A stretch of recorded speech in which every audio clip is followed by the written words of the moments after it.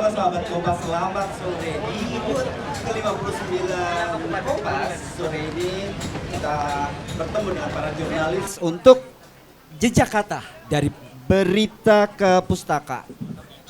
Kita tahu nih ya, jurnalis dan dunia penulisan, suara gue masuk. Jurnalis dan dunia penulisan tuh sangat dekat, udah setiap hari dia memiliki tugas untuk menulis. Nah, kita juga perlu tahu nih gimana mereka punya waktu, terus gimana mereka mengejar deadline tentunya, sehingga pada akhirnya mereka bisa menerbitkan buku. Tapi lebih abdolnya lagi, kita harus kenalan dulu nih tamu-tamu kita di Jejak Kata dari Berita ke Pustaka sore ini. Bisa kenalan dulu nih, Mbak. Tes, halo. Selamat sore semuanya. Selamat sore teman-teman dan Mas Pri. Terima kasih sudah membuka. Perkenalkan, nama aku Denti Piawenastiti. Biasa dipanggil Denti. Saya adalah jurnalis harian Kompas di Desk Politik. Segitu dulu perkenalannya atau gimana nih? Segitu dulu ya. Kita akan lebih lanjut lagi. Ya halo, sore. Makasih Mas Pri udah memulai. Makasih juga Denti, ada juga Mas Song. Perkenalkan saya Iksan Mahar, biasa dipanggil Iksan. Nama ininya San kalau di Kompas. Inisialnya saya wartawan di Des Olahraga. Terutama beatnya sepak bola ya. Halo, saya Iwan Santosa. Inisialnya kalau di koran Ong. Saya saat ini bertugas di Des Internasional. Kasih. Oke, jadi semuanya udah kenal, ada Mas Iwan Ong, ada Mas Iksan dan juga Mbak Denti. Langsung aja kali kita pengen tahu sih perbedaan kalau misalnya nulis artikel dan nulis buku itu seperti apa gitu untuk semuanya nih gitu kan. Langsung Ladies first. langsung berat ya pertanyaannya ya. Langsung berat, ini kayak ujian. Perbedaan nulis buat koran dan buat buku ya. Jadi mungkin aku cerita dulu lah ya buku yang aku tulis apa sih gitu. Jadi saya menulis buku ada di sini. Oke, judulnya promo ya. Oh ya, sekalian promo. Judulnya adalah Hari-hari di Bloomsbury gitu. Jadi buku ini merekam perjalanan saya ketika kuliah di Inggris tahun 2001 sampai 2022 gitu. Nah, selama kuliah 1,5 tahun, hampir 1,5 tahun, banyak banget peristiwa yang saya alami gitu sebagai student, sebagai pelajar Indonesia dan juga sebagai jurnalis gitu. Karena sebagai jurnalis kebetulan ketika saya berada di sana gitu banyak banget peristiwa-peristiwa bersejarah yang terjadi. Sambil ini ya, sambil nutupin kena hujan. Peristiwa-peristiwa yang terjadi itu apa aja sih? Banyak banget ya, mulai dari krisis ekonomi terburuk di Eropa. Itu ketika saya kuliah gitu. Terus yang kedua juga saya Iya, kita sebenarnya nih di bawah hujan gitu kan. Terus yang kedua juga ketika saya kuliah ada perang Ukraine dan Rusia gitu. Terus juga musim panas sepanjang sejarah di Inggris 42 derajat Celcius gitu. Kita aja di Indonesia 36-37 derajat aja udah kegerahan kan. Kemudian untuk pertama kali juga setelah beberapa tahun London gak kena salju, tiba-tiba juga kena salju gitu. Jadi kayak ketika saya kuliah tuh banyak banget peristiwa bersejarah dan terutama di penghujung saya kuliah Ratu Elizabeth kedua meninggal dunia dan Ratu Elizabeth adalah pemimpin yang sangat kuat dan dihormati di dunia karena dia sudah menjabat selama 70 tahun gitu, tidak ada pemimpin dunia yang menjabat selama itu gitu. Dan karena sebagai mahasiswa juga saya sebagai jurnalis akhirnya saya liputan lah gitu. Jadi di buku saya yang berjudul Hari-hari di Bloomsbury ini menceritakan tentang pengalaman itu ya, pengalaman dari kuliah juga pengalaman behind the scene dari liputannya. Nah, untuk menjawab pertanyaan Mas Pri, Iya, apa perbedaan nulis menulis artikel dan menulis buku adalah tentu aja kalau di artikel itu semua yang berkaitan dengan peristiwanya itu saya tuliskan gitu ya. Misalnya ketika Ratu Elizabeth wafat, sebenarnya apa aja sih prosesi Ratu Elizabeth wafat itu sebelum dia dimakamkan tuh ada 10 hari berkabung, kemudian masyarakat Inggris mengantri belasan jam gitu untuk ketemu sama jenazah ratu dan memberikan penghormatan terakhir termasuk pesepak bola David Beckham waktu itu, terus juga Pangeran Harry, Pangeran William, Pangeran Charles, Raja Charles gitu datang dan menghormati. Pokoknya semuanya berkaitan dengan peristiwa gitu. Nah di buku saya justru itu adalah behind the scene-nya. Apa sih yang terjadi di sana? Bagaimana cara menembus narsum-narsum itu dan sebagainya. Ini kita sambil bertahan dari hujan. Tampias hujan gitu kan. Mas Iksan nih gimana nih gitu kan. Ini dari London nih, banyak ceritanya tentang London ya. Nanti kita lanjut tentang hari-hari di Bloomsbury. Untuk sekarang Mas Iksan dulu untuk ngebahas tentang buku yang sudah ditulis dan juga perbedaan antara nulis artikel dan juga nulis buku. Ya kalau dibilang beda jelas beda banget gitu ya. Kalau aku kan kebetulan nulis tuh ada 2 buku di sini. Ada merekam jejak teror ISIS di Indonesia. Buku kedua tentang Risalah dari Qatar, itu tentang potret liputan pas Piala Dunia 2022 kemarin di Qatar. Nah kalau dibilang dua hal yang berbeda ya. Dua hal yang berbeda, benar banget Mas Bri. Teror. Jadi timpang banget lah. Iya. Bener. Kalau yang teror ISIS ini kan memang liputan dulu ketika masih di Des Politik ya, di Des Politik. Jadi ini kisaran tulisannya ini antara tahun 2015 sampai tahun 2020. Jadi emang ini lebih ke gimana dulu kita tahu ada kelompok teroris ISIS yang emang lagi hype banget ya saat itu gitu kan. Terus itu jadi orang selama ini, jadi sebenarnya saat itu masalahnya itu saya agak kesulitan mencari referensi terutama berbahasa Indonesia, bahkan belum ada saat itu. Dan akhirnya saya kepikiran tuh dalam proses ketika mulai ngeliput mendalami ISIS 2015. Jadi mulai kepikiran gimana nih kalau suatu saat apa yang saya liputan saya selama ini gitu kan, sampai ke daerah Filipina Selatan, sampai juga beberapa kali ke Poso juga, dan itu ingin menuliskan gimana kesannya gitu kan. Jadi di buku ini juga diceritakan lah gimana tanda kutip kalau beberapa teman yang kasih testimoni sih katanya serem gitu ya ceritanya. Saya ngadepinnya sih biasa aja sebenarnya saat itu ya, terutama ada cerita di Poso ketika saya ada aturan jam malam, jam 5 harus udah pindah balik ke kota. Saat itu saya masih di hutan itu sampai maghrib lah, bahkan saya sholat maghrib di rumah warga saat itu di tengah hutan. Jadi ada ceritanya di sini. Dan yang kedua itu lebih ke bola lah. Yang kedua itu liputan soal dari Piala Dunia kemarin. Saya di Qatar sekitar hampir 40 hari, liputan luar negeri terpanjang lah itu ya menurut saya. Dan emang apa ya, ibaratnya karena emang awalnya saya suka bola gitu kan, dan ada buku dulu pernah saya baca masa kuliah judulnya Love and Blood, itu soal ada wartawan freelancer dari Amerika, dia nulis gimana pengalamannya dia ngeliput Piala Dunia 2006 di Jerman saat itu, dan itu jadi kayak inspirasi. Jadi ketika kemarin dapat kesempatan dan kepercayaan untuk ke Qatar, saya ngerasa ini momennya gitu, karena ada hal yang menarik di Qatar adalah Piala Dunia terakhir edisi 32 peserta, mulai 2026 48, terus pertama kali juga di Timur Tengah gitu kan, dan juga negara yang paling kecil jadi tuan rumah Piala Dunia lu Qatar. Jadi banyak hal menarik di luar persepsi-persepsi publik yang sebenarnya agak negatif gitu kan, dan di buku saya ini saya jelasin itu kan. Dan sebenarnya apa sih bedanya nulis ketika jadi berita dan juga dari jadi tulisan buku gitu kan, banyak hal yang beda ya. Jadi banyak di redaksi kan tuh banyak barrier, batasan-batasan yang kita nggak bisa leluasa juga gitu kan ya. Bener, terutama behind the scene kita ada di lokasi itu, dan itu bisa saya tuangkan semua di tulisan. Jadi kalau bisa hitung persentasenya mungkin 60% itu dari emang beberapa tulisan yang sempat saya naikin di Harian Kompas dan Kompas.id. 40% itu banyak cerita-cerita saya yang nggak bisa saya ceritain di Harian Kompas. Jadi saya tuangkan di buku ini seperti itu. Saya masih ada penasaran, tapi ini kita lanjut juga ke Mas Iwan Ong ya.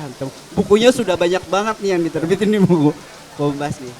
Apa bedanya nulis artikel dan juga buku? Kalau saya sih, pendekatan saya kebetulan kali ini yang diminta bicara buku yang soal peranakan Tionghoa.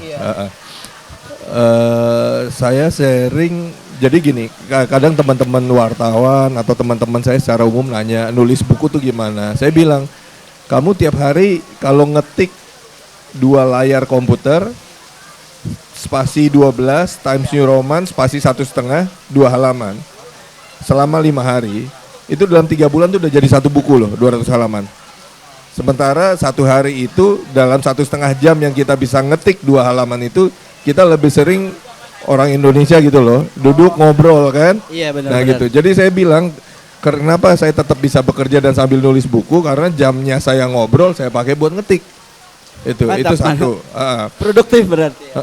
Itu satu, dan karena proses kreatifnya ini pun saya berterima kasih ketika saya ditugaskan Kompas tahun 2001 sampai 2011 ya.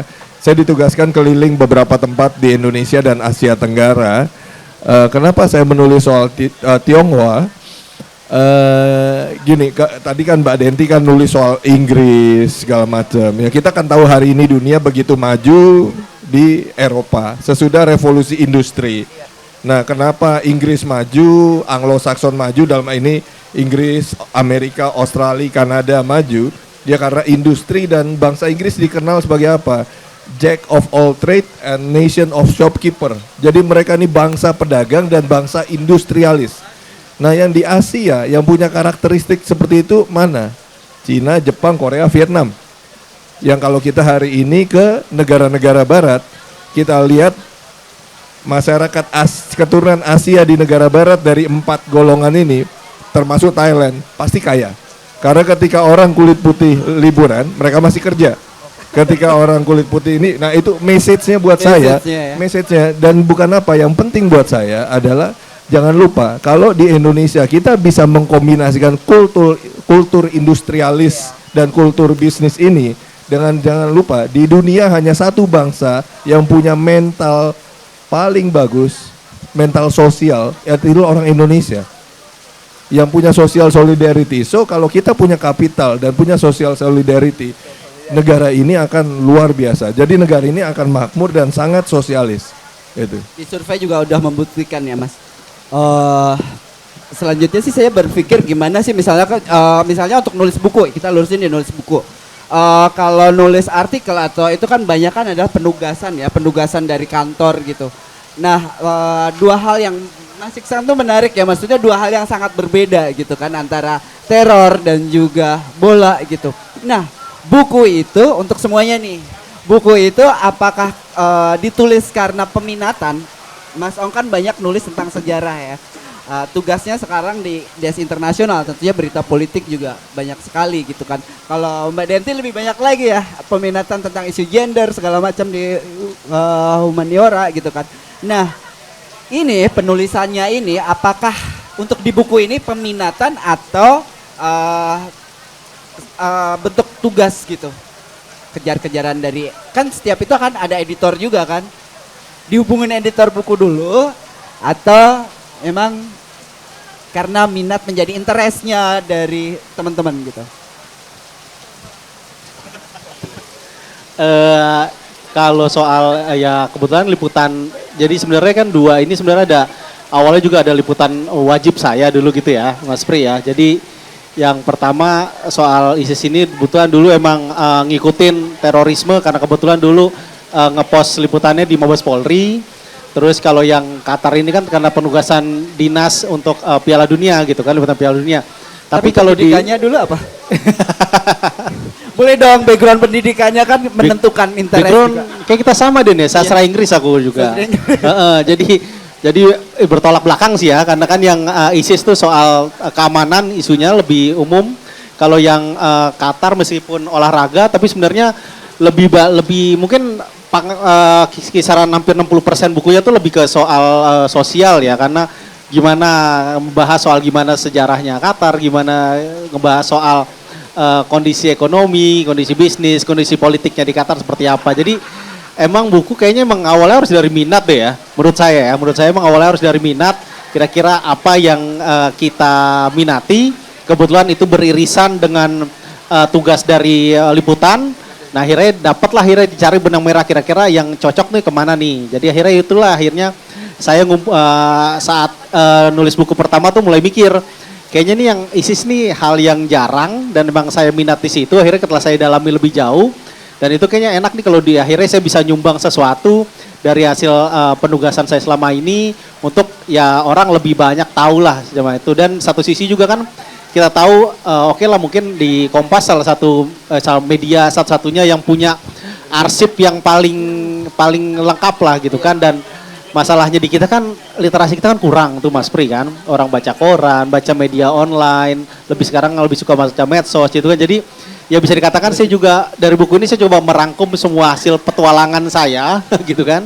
Hasil petualangan dalam satu buku. Jadi ketika orang pengen tahu isu tentang misalnya satu saat nanti 5-10 tahun ke depan ada kelompok teroris lainnya yang baru, yang gede setelah Jawa, ada dulu Indonesia ada Jamaah Islamiyah, terus sekarang akhirnya ada pecahannya ISIS. Kemudian nanti ada lagi edisi lainnya dan mereka pengen tahu ISIS dulu kayak gimana sih. Nah, di buku saya udah coba menyumbang dengan buku saya ini buat orang pengen tahu nanti ke depannya seperti apa gitu kan. Begitu juga di bola gitu kan. Ya orang pengen tahu gimana Piala Dunia tuh sebenarnya gimana sih, apa cuma emang persaingan yang kita lihat di TV.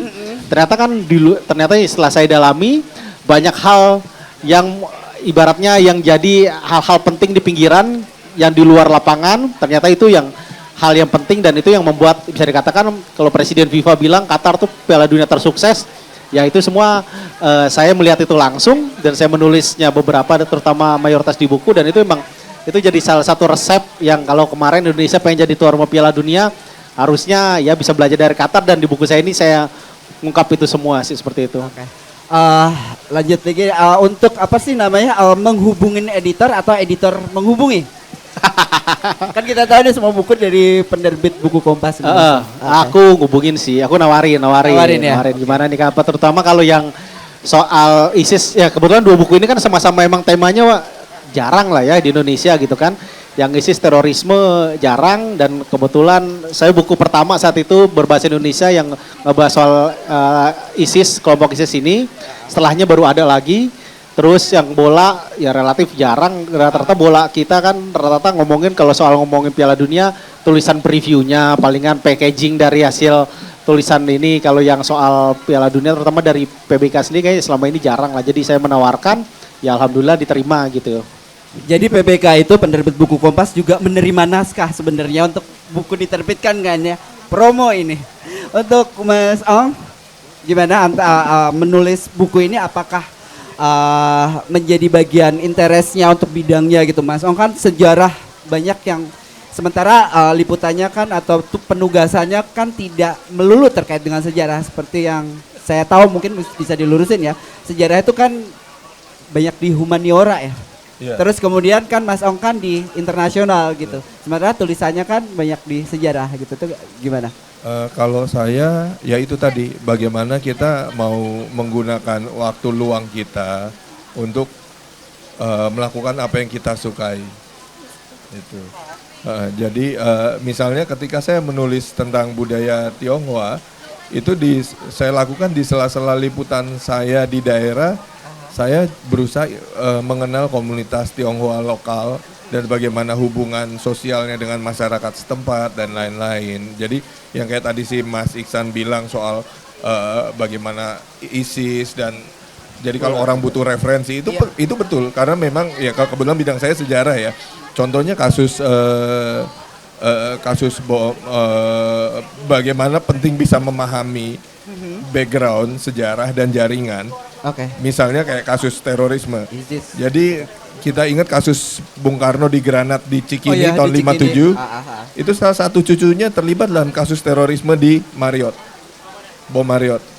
Tergabung dalam organisasi teroris jadi gitu maksudnya jaringan mau katakan kelompok kanan, kiri, tengah. Ini benang merahnya tuh nggak putus dan kalau kita nggak paham sejarahnya kita akan sulit untuk mengurai dan menanganinya gitu. Itu jadi untuk melihat suatu persoalan tadi kenapa saya bilang yang pengalaman Mbak Denti juga penting sekali karena industri di barat nomor satu tapi bagaimana di Asia ada bangsa-bangsa ada komunitas yang punya kultur yang sama yang sebenarnya kalau kita bisa transformasikan dan saya menulis sejarah kan dua, sejarah Tionghoa dan sejarah militer karena kalau buat saya secara pribadi 3 variabel penting dalam kehidupan arah bangsa kita adalah kajian Islam, kajian militer, dan Chinese study.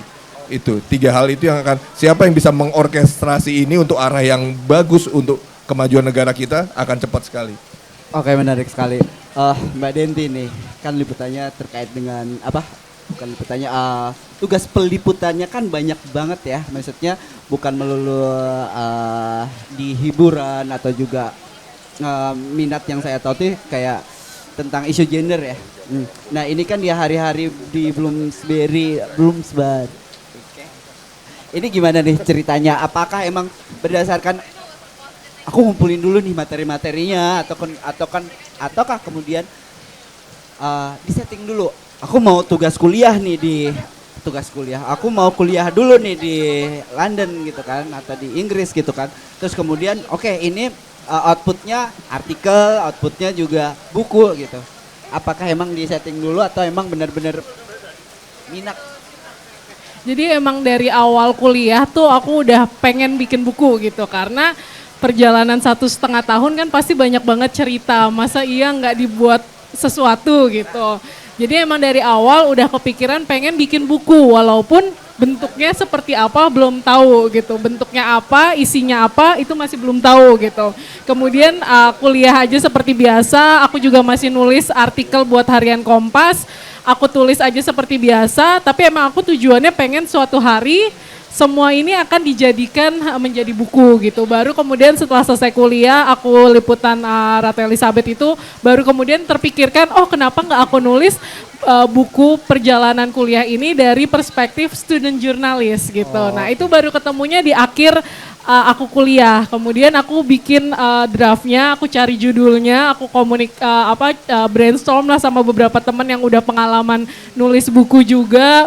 Kemudian aku riset kecil-kecilan, jadi aku cari tahu buku-buku soal perjalanan atau kuliah tuh yang udah beredar di pasaran tuh seperti apa sih gitu. Jangan sampai kan ngulang ya, kalau ngulang kan nanti ya apa menariknya bukuku gitu. Jadi aku riset juga, kemudian setelah aku nemu judulnya, kemudian aku bikin outline-nya juga, dan itu udah mateng gitu, aku baru cari penerbit gitu. Dan memang kepikiran buat menerbitkan di di penerbit buku Kompas. Alasannya sih sederhana, supaya bukunya tuh dijual di Gramedia. Oke, mantap. Jadi kalau misalnya diterbitin di toko buku Kompas, di penerbit buku Kompas kan ada di toko buku yang besar kan. Jadi aku pengen kayak gitu, makanya aku hubungin dari penerbit karena aku udah nemu judul, udah nemu outline, aku udah nemu semua ya ceritanya tuh hampir sekitar 50% lah udah jadi. Nah itu aku lebih leluasa gitu buat ketemu sama editor dan buat mempitching ya istilahnya, mempitching storyku, dan akhirnya ya kemudian jalannya tuh mulus gitu. Jadi mungkin ini juga kayak semacam tips sekali ya buat teman-teman gitu yang kalau mau menerbitkan buku gimana sih caranya gitu. Ya setidaknya kita harus tahu nih bukunya nih mau ngomongin apa sih, isinya apa gitu.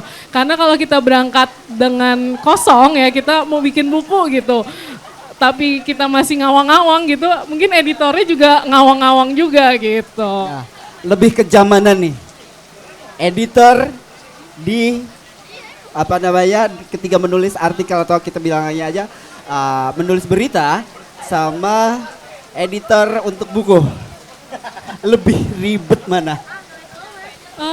Apa ya, untungnya sih editorku sangat menyenangkan ya di buku ini gitu. Maksudnya beda ya, karena kalau harian kan kita kerja deadline ya dan harian gitu. Tiap hari harus produce berita dan harus cepat gitu. Ya pasti editornya juga lebih cepat gitu ya dalam mengkomunikasikan ide-ide gitu. Nah sementara buku ini kan proses menulisnya cukup panjang, proses ngeditnya juga cukup panjang. Jadi aku diskusi sama editorku namanya Mas Teguh Chandra yang sangat baik, diskusinya juga di sini di BBJ gitu. Nah itu tuh sangat menyenangkan, jadi kita ngobrol, kita bahkan sampai judulnya kita pikirin baik-baik, terus isinya apa sih ceritamu ini, mau ngomongin apa gitu, itu benar-benar detail. Dan pesan dari Mas Teguh tuh adalah menulislah dengan sabar gitu, jadi nulisnya tuh jangan buru-buru dan ngeditnya tuh harus dengan sadar gitu. Jadi makanya karena prosesnya yang cukup panjang itu jadi terasa lebih apa ya, kalau aku baca review dari para pembaca nih, bukunya mengalir gitu, terus ceritanya banyak cerita-cerita yang bisa pembaca tuh ikut merasakan apa yang aku rasakan ketika kuliah gitu ya. Itu karena aku bener-bener nulisnya tuh ya sabar ya, diinget-inget Dengan sepenuh lagi. hati ya.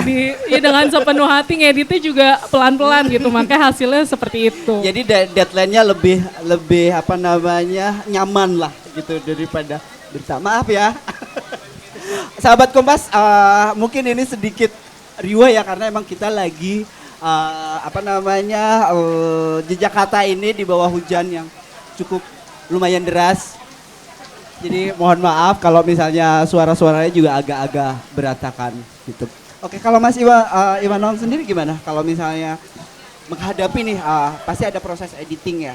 Editor buku sama editor di editorial di redaksi gitu. Saya, pengalaman saya, ya nomor satu urusan di redaksi harus beres dulu baru boleh urusan buku, itu sih Mas. Komitmennya begitu.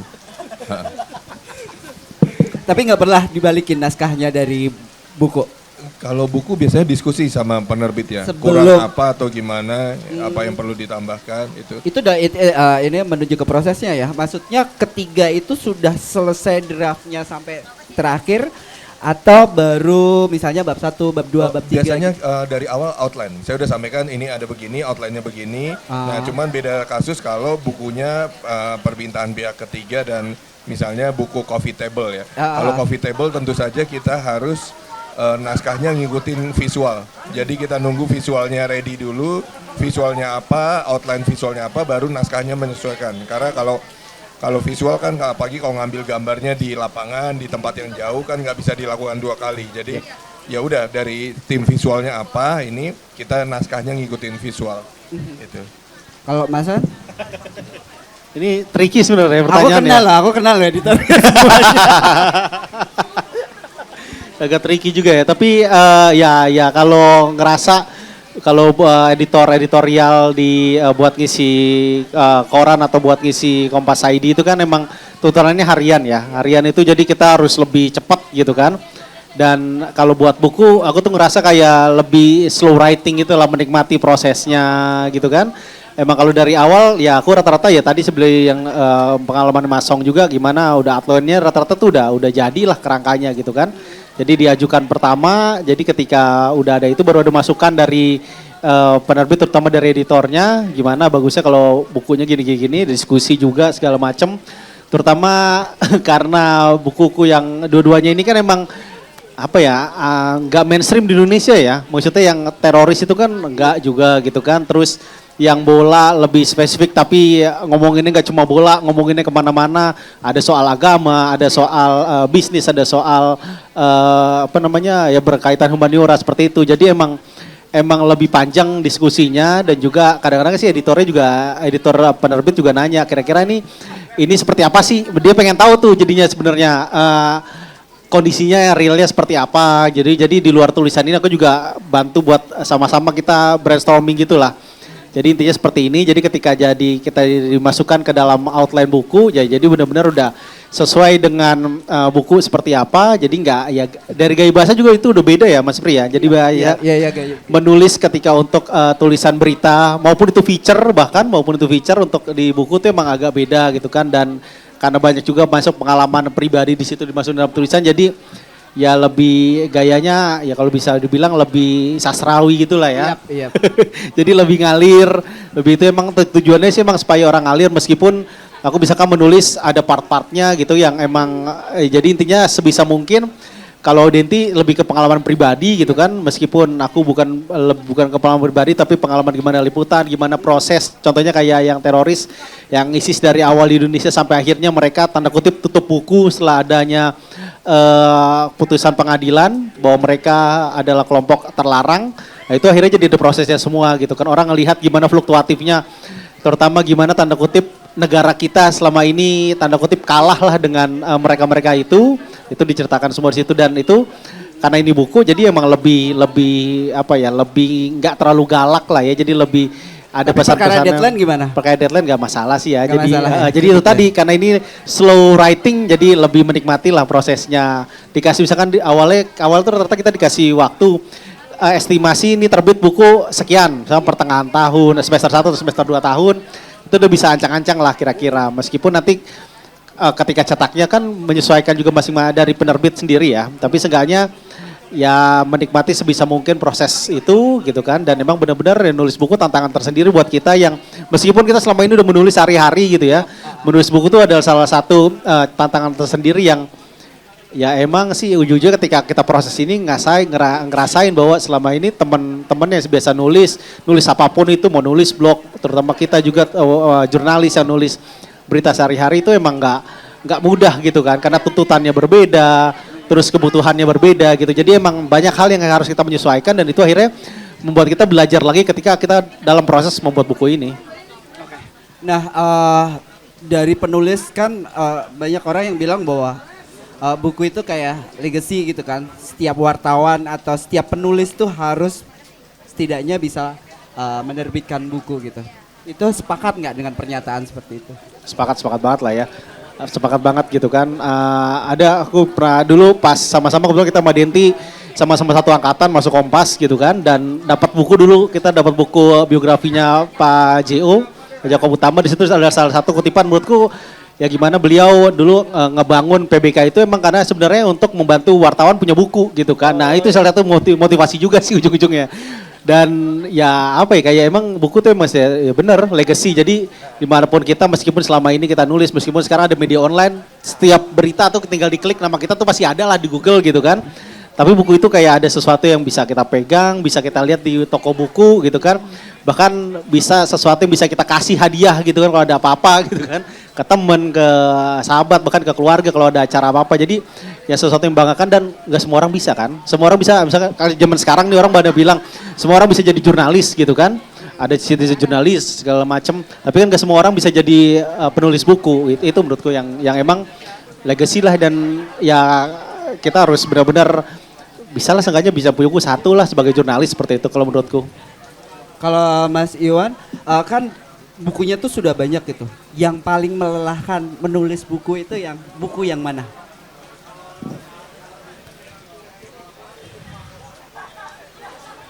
Nulis. Saking banyaknya, ini penasaran sih, pasti ada yang cepet nih tiba-tiba. Wah ini. Ada satu kali saya nulis, biasanya kalau kegiatan nama TNI itu kita interaksinya sama 1-2 pejabat. Ini dalam satu kali penulisan itu yang kita ketemu hampir 20 jenderal, pusing kepala. Ya tahu sendiri ya, yang ngeladenin pejabat segitu banyak, walaupun kerja tim dan udah biasa urusan sama beliau-beliau tetap aja kayaknya gimana gitu. Tapi ya lebih kalau pengalaman saya lebih excited nulis yang kalau emang kita ke lapangan, kayak nulis buku tentang Tionghoa atau kadang ikut operasi militer pernah berapa kali ya, tapi untuk bahan evaluasi internal, jadi tidak untuk diterbitkan di umum gitu. Tapi kita jadi ngerasain betul seperti apa lapangannya, dan itu bisa memberi warna ketika kita melakukan tugas jurnalistik. Kita udah kurang lebih punya gambaran juga itu. Makasih. Menarik sekali ya, tetap lebih susah menghadapi orang ya ternyata ya, kayak narasumber gitu. Kalau Mbak Denti gimana nih, maksudnya kepuasan apa sih ketika tiba-tiba, bukan tiba-tiba karena kan udah dirancang nih, terbitlah ini buku gitu kan, legasinya tuh Iya, keluar. puas dan seneng dan lega banget sih ya, karena setuju sih dengan Mas Iksan, dengan Mas Ong juga gitu, bahwa ya jurnalis tuh harus bikin buku lah ya, karena terutama ya kalau aku kan karena nulis itu pengalaman studi 1,5 tahun gitu, kalau itu tidak dibukukan ya mungkin pengalamannya udah nguap aja gitu, terlupakan begitu saja gitu. Tapi dengan aku bikin buku gitu, pengalaman itu tuh jadi terekam di situ gitu, tersimpan di situ. Lebih panjang umur ya itu. Panjangnya untuk umur, diingat dan gitu juga kan. memang benar ya kalau kayak kita nulis di koran itu kan usia tulisan mungkin hanya 1 hari 2 hari ya, besok Benar. lagi udah ada tulisan baru gitu. Demikian juga kalau nulis di online ya, di digital, bahkan itu nggak harian ya, jam udah muncul tulisan baru setiap jam gitu. Tapi dengan adanya buku ya itu jadi panjang gitu usianya, dan kadang juga senang sih setiap kali ada interaksi dengan pembaca, terus pembaca-bacanya bener-bener teliti ya. Kadang pasti Mas Ong dan Mas Iksan juga ngalamin, dan dia menemukan cerita-cerita yang kadang kita udah lupa, terus begitu diomongin kita jadi inget lagi gitu. Jadi itu membuat aku jadi ya senang ya, maksudnya ya ini bener-bener hal yang tepat lah gitu buat diterbitkan gitu cerita ini. Gitu. Oke. Kalau bukunya kan pasti udah kebanggaan tertinggi tuh bagi penulis buku itu adalah diapresiasi kan ya. Gimana nih kalau Mbak Denti, apa sih sebenarnya yang diharapkan dari apresiasi pembaca itu? Apa ya? Bingung juga sih karena begitu dia publish aja aku udah kayak Karena banyak nih kita misalnya kita nih kadang yaudah kita beli buku tapi nanti aja gitu loh bacanya gitu kan. Nah, ini sebenarnya kita melihat dari ngarah ke karakter pembeli buku nih gitu. Ada yang dibaca, ada yang ditumpuk aja gitu. Ada yang karena teman gitu.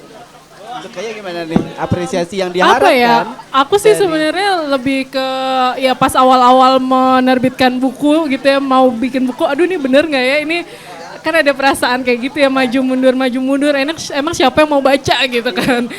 Tapi pas prosesnya ya udah diedit, udah hampir jadi, udah ada daminya gitu, ya udah gaspol aja lah kira-kira gitu, terbitin aja. Nah begitu diterbitkan ya aku seneng ketika buku ini tuh menemukan pembaca baru ya yang aku nggak kenal gitu, yang entah dia ada di mana gitu.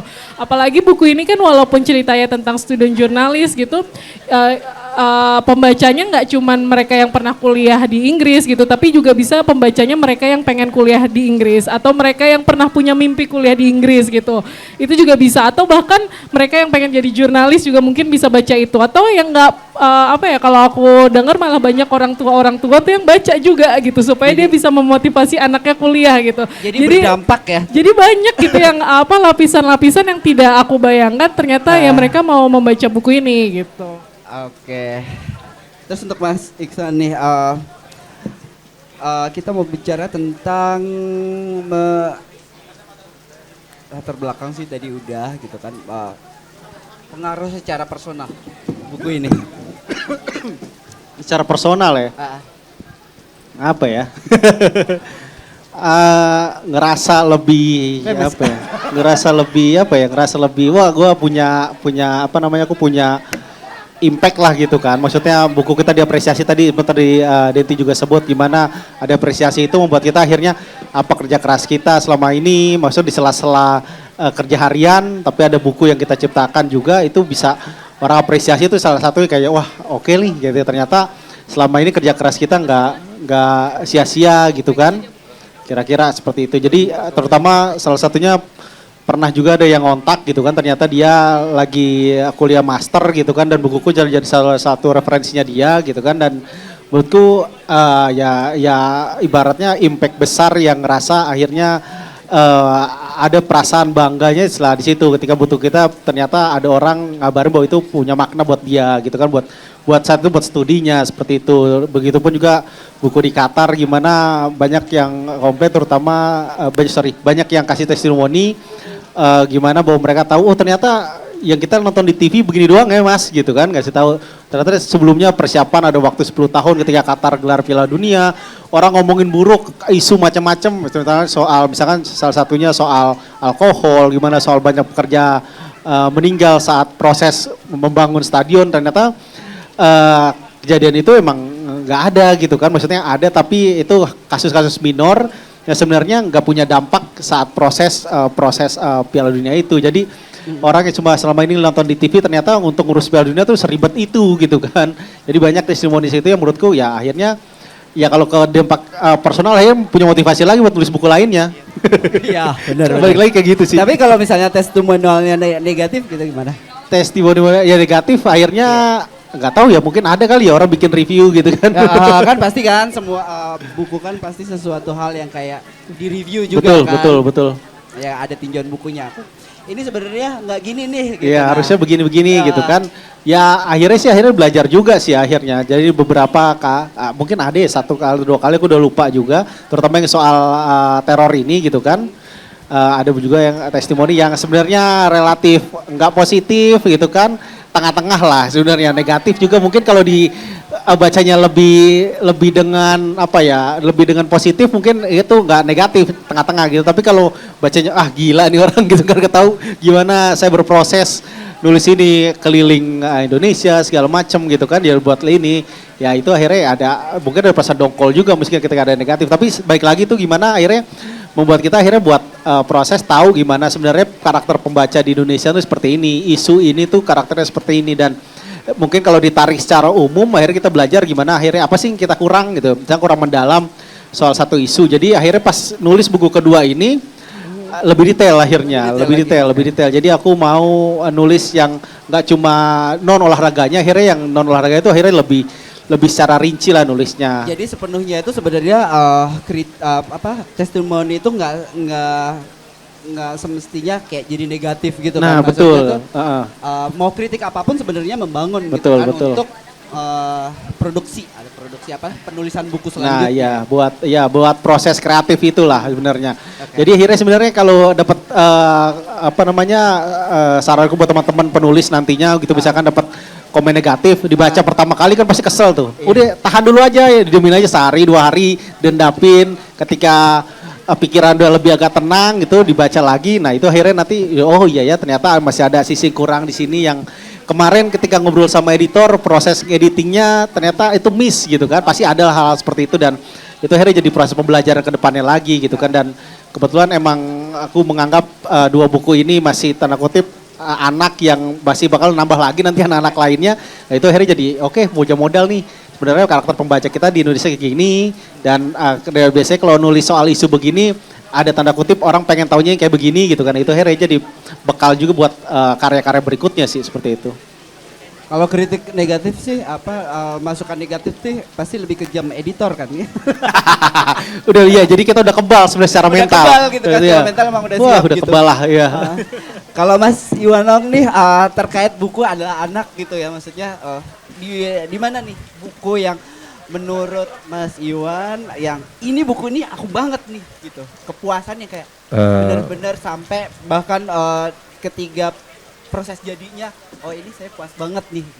Saya sih, buat saya semua buku itu kan ilmu yang kita amalkan ya. Satu, kedua, saya punya pengalaman yang saya nggak lupa. Satu kali saya disalamin sama orang jualan pempek, ternyata dia baca buku saya. Satu, terus kedua, saya ingat ada satu perempuan muda, dia dia dengan seragam dinas, dia nyalamin saya, Pak. Saya jadi tentara gara-gara baca buku Bapak. Dampaknya. Waktu itu saya masih SMP. Gitu. Jadi saya tersentuh sekali. Dan yang ketiga, salah satu buku yang saya tulis itu ketika dirilis tuh harganya 100.000. Sekarang dijual di buku bekas itu harganya udah 400-500 ribu. Ya ngasih rezeki pedagang, ngasih rezeki banyak orang gitu. Ya itu maksudnya. Dan yang satu lagi yang buat saya ya, kita nulis buku-buku tentang Indonesia, kita browsing di perpustakaan penting di dunia, mau di Amerika, di Cina, di Rusia, di Australia, pasti ada buku-buku dan itulah ada nama kita. Jadi dari kebiasaan menulis ini, saya berapa kali dapat undangan bicara di luar negeri karena mereka baca buku saya. Itu salah satu benefitnya juga. Tapi untuk semuanya nih penulis buku itu, apakah juga memikirkan sampai akhir ya? Maksudnya akhir tuh kayak, oh saya tuh mau covernya seperti ini gitu.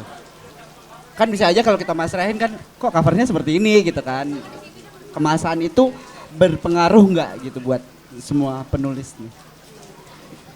Ya kalau aku sih iya gitu ya, karena emang karena ini Ikut pengalaman pribadi gitu, dan aku nganggap ini sebagai anak gitu ya, anak yang aku lahirkan. Jadi aku emang bener-bener mempersiapkan kelahirannya dengan baik gitu. Dan dandanin juga ya. Iya, jadi emang aku hubungin ada temanku ilustrator, aku kerja sama dia gitu. Ini gimana sih? Aku kasih konsep-konsepnya, kemudian aku juga melibatkan pembaca untuk memilih covernya juga gitu. Jadi ada 2 pilihan, terus pembaca lebih suka yang mana. Ngevote kan, inget kan waktu itu. Jadi akhirnya muncul cover yang ada sekarang gitu. Termasuk di dalamnya juga ada ilustrasi-ilustrasi gitu, ada peta London gitu. Jadi Bahkan pembatas buku itu kalau penikmat buku itu juga menjadi satu perhatian sih. Ya itu juga, jadi kayak memang dimaksimalkan ya, termasuk juga editingnya gitu. Jadi aku emang mengajak editor yang memang aku bebas. Jadi aku nggak pengen edit bukunya tuh cuman sekedar teknis gitu ya. Tapi juga editor tuh ikut mewarnai gitu, ikut memberikan ide-ide gitu. Sehingga buku ini tuh ya tumbuh juga bersama pembaca sih gitu. Masan. Pasti dari sampai ujung lah pokoknya. Karena itu tadi kan tergrip anak lah, jadi emang benar-benar disiapin matang banget lah. Kita lebih ya mungkin karena terbiasa kerja jurnalis yang lebih memikirkan banyak hal, terutama nulis misalkan lebih detail gitu kan. Dari akhirnya proses ini pun kita juga detail juga gitu kan, gak Tapi cuma kalau soal. jurnalis kan dia nggak sampai mikirin cover. Nah gitu. betul. Layoutnya Ada editornya gitu kan. Tapi ini lebih ngerasa akhirnya ya udahlah. Ini punya saya gitu kan. Dari ini proses semua, terutama yang pertama contohnya yang buku pertama soal terorisme ISIS itu emang saya pengennya nggak pengen nih cover-covernya serem gitu kan. Kalau baca referensi misalkan cari dulu sempat beberapa akhirnya jalan-jalan relain jalan ke Singapura buat lihat National Library-nya mereka, terus lihat buku-buku yang berkaitan soal security itu kan relatif kaku gitu kan. Kalau nggak kelompok orang-orang bersenjata banyak atau enggak polosan gitu kan, warna hitam gerap. Itu aku pengennya lebih ngepop lah ngomong ke lebih ke editor terus ke penerbit ngomong pengennya saya pengen lebih ngepop lah. Jadi akhirnya dikasih saat itu ada 2 versi cover gitu kan, desain yang berbeda gitu kan, yang emang lebih ilustratif dan lebih kayak kartun gitulah. Jadi orang ngelihatnya pun nggak serem gitu kan, meskipun ketika baca dalamnya ya. Jadi penerbitnya juga ngasih kebebasan untuk penulisnya milih. Betul. Nah, itu keistimewaan PBK ya. Iya, dan yang buku kedua kebetulan kan pergi liputannya sama Mas Agung kan, fotografer kan. Dari awal aku udah bilang, Mas ini liputan nanti mayoritas ujungnya akan jadi buku, nggak cuma kita harian doang. Dan aku pengen misalkan nanti kita dapetin foto Messi saat itu juara, jadi dari awal kita udah ngomong nih, Messi juara bukunya covernya Messi gitu. Jadi akhirnya pas kemarin proses ini dikumpulin sama Mas Agung tuh beberapa foto-foto. Nah itulah akhirnya kita pilih yang buku jadi covernya sekarang itu, yang itu nandain gimana. Jadi sebenarnya kelihatan sebenarnya dari luar orang buat narik diri, lihat kan.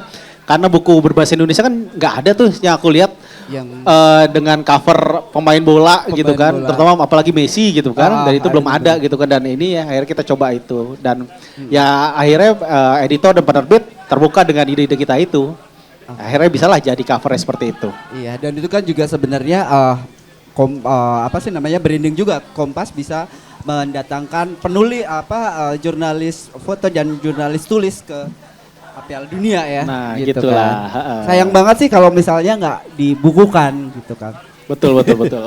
Kalau Mas Iwan terlibat nggak sampai ke bagian akhir, misalnya cover gitu, menentukannya gitu, menyerahkan ke penerbit aja gitu. Kalau saya biasanya kalau cover diskusi dengan penerbit, tapi biasanya saya ngikutin ya, karena saya kurang sekali pemahaman soal visual gitu, jadi saya percayakan ke penerbit itu. Dan ini kan banyak orang juga kepikir untuk menjadi penulis buku nih. Nah, ada nggak sih terus kayak misalnya saran atau gimana sih untuk memulainya gitu, untuk bagi para penulis-penulis, untuk bahkan jurnalis juga ya, untuk kemudian menerbitkan buku itu. Ya Mas Iwan dulu. Yang paling banyak tulisannya, bukunya Mas gitu kan. Mungkin junior-junior juga bisa belajar sih gitu kan. Paling gampang gini, setiap hari kita tuh balas chat WA, Line atau Telegram itu kan bisa setengah jam, 1 jam. Setiap hari kita ngobrol sama temen bisa setengah jam, 1 jam. 2 jam itu kalau kita ngetik di laptop itu udah jadi 2 halaman. Dikali 5 hari itu 10 halaman, sebulan 40 halaman, 3 bulan 120 halaman. Itu kalau di layout buku itu sudah 180 halaman, udah buku sendiri. Tapi soal ide gimana Mas? Ada Anggap orang aja, yang loh kita ngechat dengan santai bisa kok. Kalau buat saya, begitu outline-nya udah jadi, anggap aja kita sedang menulis diary kita. Ini makanan ini apa, minuman ini apa yang kita suka. Mulailah dengan apa yang kita suka dan anggap kita sedang ngechat temen atau ngechat pacar atau ngechat pasangan. Udah, itu akan ngalir dengan sendirinya. Salah satu tips ya. Heeh. Kan banyak banget sih orang yang minat dalam penulisan tapi kemudian dia memiliki masalah dengan ide gitu kan. Ada yang idenya tuh datang banyak banget gitu kan. Iya. Mana yang harus dikeluarin lebih dulu atau kemudian malah kebekuan ide terus ini kok Iya. nggak ada nih gitu kan. Writer blocks gitu kan. Mulailah dengan apa yang kita suka dan anggap aja kita lagi nulis diary atau kita sedang curhat ke teman atau pasangan atau orang tua, ya nanti itu akan mengalir dan ketika itu kita akan terbiasa. Kelebihan kalau kita terbiasa menulis kalau menulis ya, itu akan menata pikiran dan itu akan berguna dalam bidang kita kerja kita sehari-hari. Jadi tidak cuman apa yang fokus kita menulis ini. Tapi kan terkait dengan tema nih Mas, kalau misalnya buku nih. Nah coba dengan apa yang kita suka dulu. Jadi dari waktu-waktu yang tiap hari kita spend 1-2 jam untuk hihi, kita pakai untuk ini. Iya. Sama sih ya, mulai dulu dari apa yang kita suka. Semua hal kita punya sesuatu yang kita suka gitu kan. Misalkan kebetulan saya emang dari kecil sukanya bola misalkan gitu kan. Suatu saat jadi pengen lah nulis bola gitu kan. Pengen lah akhirnya punya buku tentang bola misalnya seperti itu. Jadi emang diawali dari situ dulu gitu kan. Diawali dulu dari apa minat kita. Sebenarnya kalau emang banyak orang bilang gimana sih Mas caranya buat nulis buku gitu kan. Emang yang paling utama tahu dulu kepeminatan kita yang paling gede itu di mana, dan itu akan akhirnya membuka kita untuk lebih seenggaknya fokus di satu titik itu. Kira-kira kita menulis buku soal bolanya apa nih? Banyak kan ada soal kulturnya, ada soal sekarang bahkan ada soal industrinya segala macam.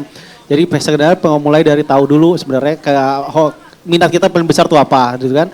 Terus yang kedua ketika berkaitan dengan ide ya akhirnya caranya paling gampang tapi sulit dilakukan itu baca referensi sebanyak mungkin, ya kan, banyak baca buku, terutama cari buku-buku yang tema-temanya hampir sama gitu kan. Misalkan saya pas tulis ISIS nggak punya background sama sekali, bahkan dalam ketika memulai sebagai wartawan di Kompas saya nggak pernah punya ide bakal suatu saat saya akan nulis soal isu keamanan gitu kan, karena background nggak ada sama sekali, bahkan nggak pernah kepikiran ngomongin soal keamanan gitu kan.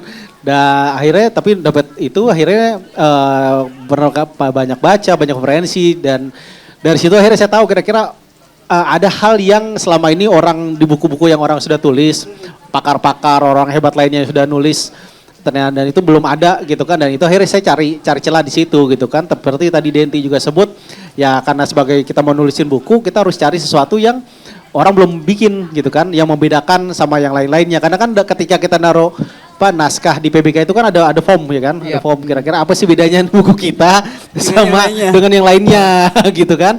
Nah, itu yang pertama, satu pertanyaan yang menurut saya semua penerbit punya pertanyaan yang sama kepada calon penulis buku gitu kan. Jadi itu kita harus jawab itu semua. Jadi pertama itu tadi mulai dari peminatan, cari ide dengan banyak berbaca referensi gitu kan, dan itu juga akhirnya akan membawa kita untuk menata bahasa kita. Seperti saya nulis soal keamanan, itu tulisan saya gayanya akan berbeda dengan ketika saya nulis soal yang risalah dari Qatar, lebih ke bola dan lebih soal sosial gitu kan. Itu akhirnya kita akan tahu nih kira-kira ketika nulis soal security kayak gini nih bahasanya nih gitu kan. Karena kan kebutuhannya akhirnya karena saya tahu ada akhirnya orang mau butuh buat riset segala macem gitu kan. Bahkan ada beberapa juga dapat jadi referensi untuk tulisan teman-teman jurnalis lain gitu kan. Terus ketika saya menulis soal buku soal sepak bola, soal Piala Dunia kemarin, temanya akhirnya lebih soft gitu kan, nggak usah terlalu kaku seperti itu. Akhirnya ya ide dari itu akhirnya jadi perbanyak referensi dan juga itu tadi mulai dari apa yang kita minati sih. Kalau baca referensi itu malah kadang ya saking banyaknya kita juga jadi kebanyakan ide gitu loh, terus betul lu Cat ini kayaknya nih ketika ada ide nih seru nih kayaknya ke arah ke sana gitu kan. Tapi akhirnya ya itu lagi, akhirnya riset makin jauh kita akan tahu sejauh mana sih isu itu atau ide itu bisa kita kembangin gitu kan. Jadi ketika contohnya soal teroris dulu saya tuh banyak ide tuh, ada yang mengabahas soal terorisnya, misalkan teroris saat itu apa ya, kaum tanda kutip kaum di Poso seperti apa gitu kan. Terus akhirnya ketika saya riset lebih jauh ternyata aduh ini banyak batasannya yang membuat saya kan nggak bisa lebih leluasa nulis ke sana. Akhirnya cari lagi, dapatlah soalnya yang soal ISIS. Jadi lebih sebisa mungkin dari ide besar kita itu sebisa mungkin bikin skopnya paling kecil. Skop paling kecil tapi bahasannya bisa meluas gitu kan. Nah itu sebenarnya yang ide saya ketika saya nulis itu seperti itu. Jadi akhirnya kita nggak akan terkunci dalam satu karena terbatasan itu ya terkunci akhirnya nggak bisa maju lagi. Akhirnya membuat kita ngalami yang namanya writer's block itu. Nah itu akhirnya seperti itu sih jadinya akhirnya gimana bisa mungkin ya itu tadi sih akhirnya Mas Pri berbanyak referensi lagi sih ya orang karena kita menulis buku buat dibaca ya lah sengaja harus lebih banyak lagi baca gitu kan untuk meluaskan lagi pikiran kita gitu kan. Cara penulisannya jadi kayak gini ya gitu. Semakin banyak, wah nggak sesuai gitu. Oke, kalau Mbak Denti gimana? Kayaknya udah diborong semua ya. Mirip-mirip ya sebenarnya ya dari mulai harus banyak memulailah dari sesuatu yang kita suka gitu. Karena menulis itu kan sebenarnya 50% itu adalah berkaitan dengan kontennya, isinya dan 50% teknik menulisnya gitu. Jadi kalau kontennya kita udah suka sesuai minat kita ya itu kita udah 50% PR kita udah terlaksana lah tinggal nulisnya gimana gitu. Terus mungkin ketika nulis ya jangan sambil ngedit gitu. Kecenderungan orang tuh sambil nulis sambil aduh jelek nih kata-katanya. Aduh ini apa nih hapus. Baru gitu. 2 paragraf terus balik lagi ke paragraf pertama nih. Terus dihapus. Kok nggak ada sambungannya? Nggak maju-maju kan jadinya gitu. Menulislah dulu gitu sebanyak-banyaknya sepanjang-panjangnya.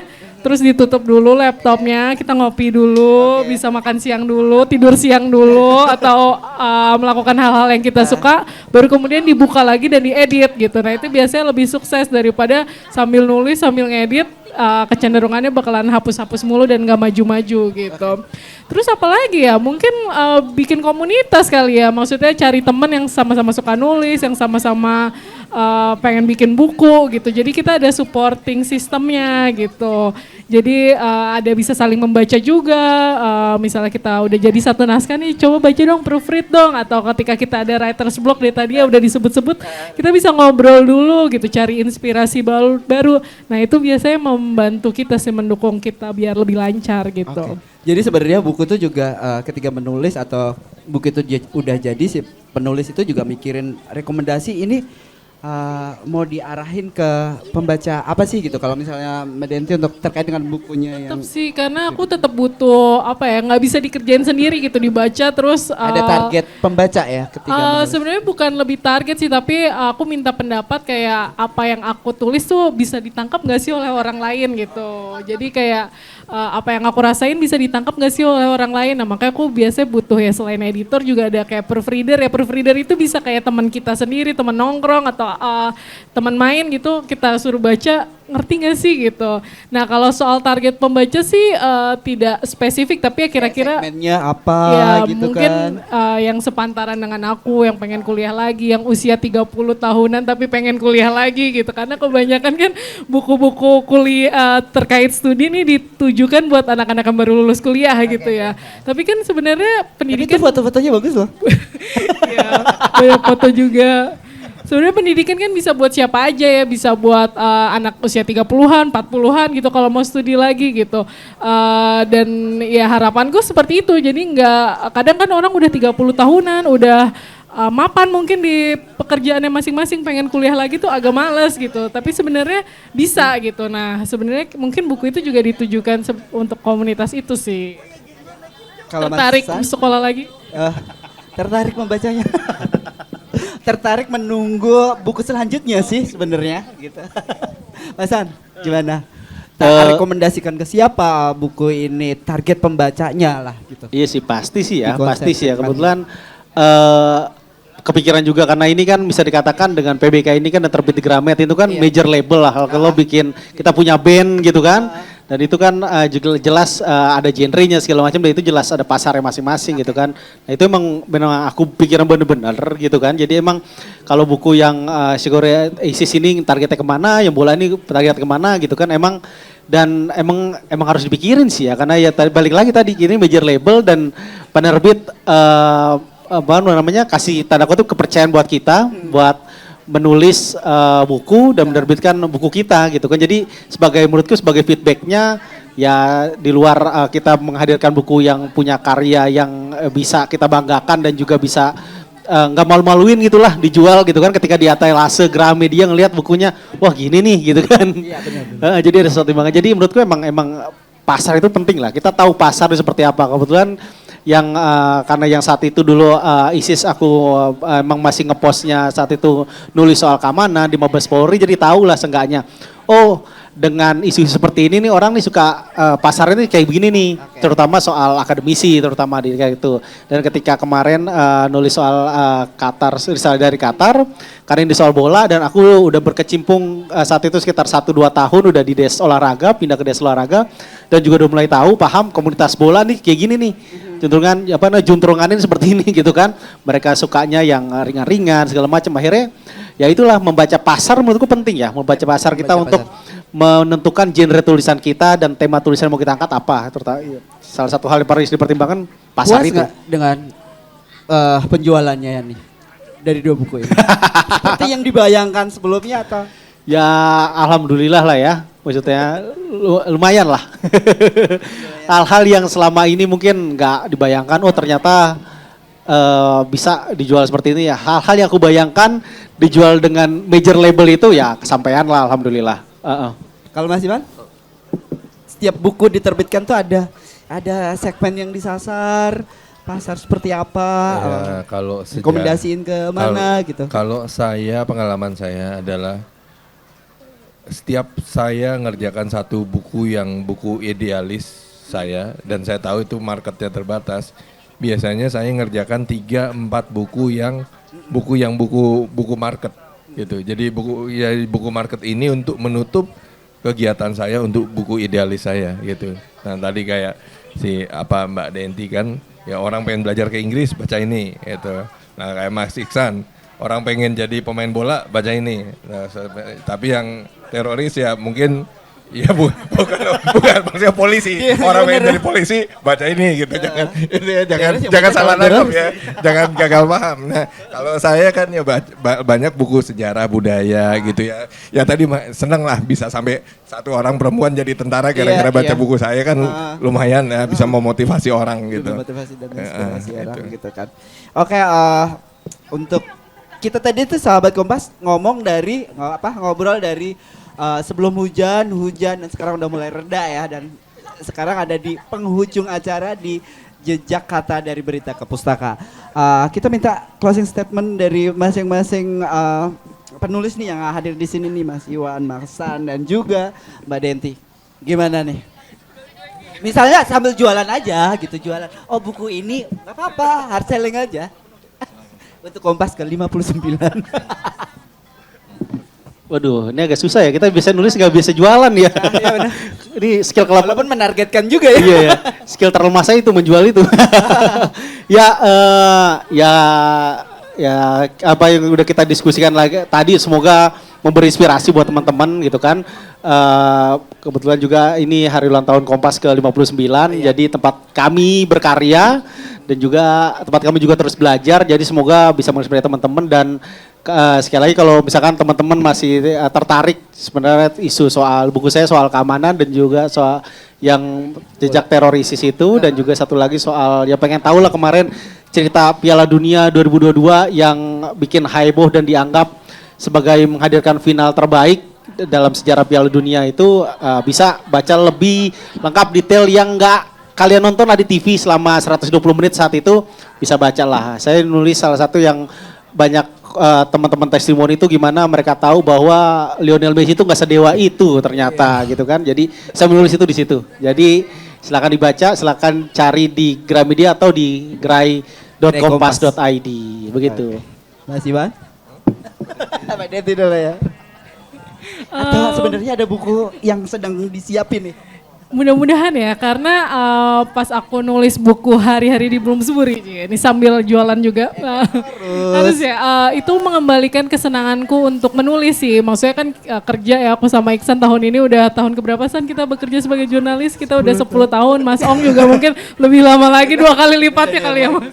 Nah kadang-kadang menulis gitu menjadi pekerjaan hari-hari setiap hari gitu, dan kita ya penulis kan juga manusia biasa ya, butuh jeda, butuh istirahat gitu. Dan begitu aku menulis buku itu mengembalikan kesenangan lagi menulis, sangat menyenangkan gitu ketika kayak dulu awal mulai karir gitu. Dan itu kembali lagi.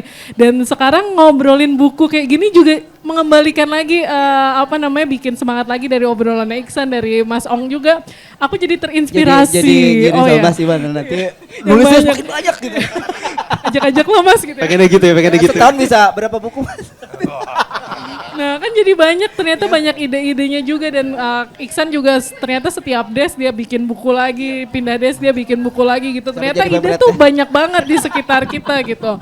Dan ya ini terima kasih Mas Pri karena obrolan ini juga bikin aku terinspirasi lagi untuk ya membuat lagi karya-karya selanjutnya. Dan tetap Bukunya ya, bisa dibeli di bisa beli di Gramedia, toko buku, di online juga ada, judulnya Hari-Hari di Bloomsbury. PR ya untuk jual. Nah, kalau buku saya sih udah cetak 2 apa 3 kali tapi udah nggak ada lagi sih. Oh, iya. Cuma intinya kalau kita menulis tulisan teman-teman wartawan Kompas itu pasti lengkap lah. Ya ketika saya menulis itu kan hasil saya keliling Indonesia dan nggak murah ya keliling negara dengan 30 sekian provinsi ini kan. Itu saya mungkin ya selama penuh kerja saya berkarya, saya berterima kasih saya bisa bekerja di Kompas. Saya sudah ke 28 provinsi. Jadi ya kalau karya-karya tulis kita, saya dan teman-teman ini bisa lah kalau kita nggak sempat untuk dan nggak ada biaya buat ngelihat Indonesia, lihatlah buku-buku kami itu. Benar. Bisa mungkin dicek di Gerai Kompas, ada juga yang di marketplace kayak di Tokopedia dan Shopee gitu kan. Oke, terima kasih Mas Iwan, Mas San dan juga Mbak Denti yang sudah hadir di Jejak Kata sore hari ini dalam rangka HUT ke-59 Kompas dan juga sahabat Kompas tentunya yang sudah menyimak acara ini. Dan jangan lupa untuk follow buku Kompas, follow semua akun harian Kompas untuk menyimak informasi-informasi yang akurat tentunya. Dan juga informasi tentang produk-produk dari Kompas bisa dilihat di Gerai Kompas. Terima kasih atas kehadirannya. Assalamualaikum warahmatullahi wabarakatuh.